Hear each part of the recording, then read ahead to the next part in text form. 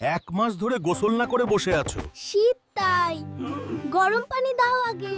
বাবা গেলে ছাদ ফাটবে গন্ধে। রাস্তাঘাটে কুকুরও তোমার গন্ধে অজ্ঞান।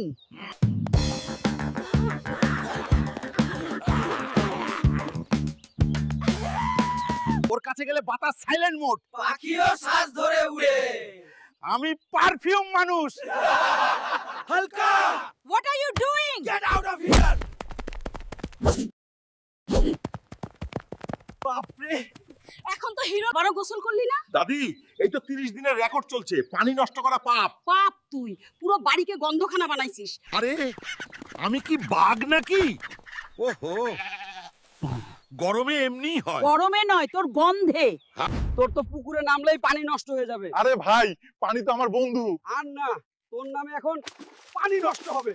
গ্রামের সকলের দৃষ্টিগোচর, হালকা নামক ব্যক্তিকে অবিলম্বে গোসল করার অনুরোধ করা হচ্ছে। পরিবেশ বিপর্যয়ের আশঙ্কা। ও আকাশ, তুইও কি আমার বিরুদ্ধে? আরে আমি কি আগুন নেভানোর পাম্প নাকি? না, তুই পুরো গ্রামের গন্ধের হিরো।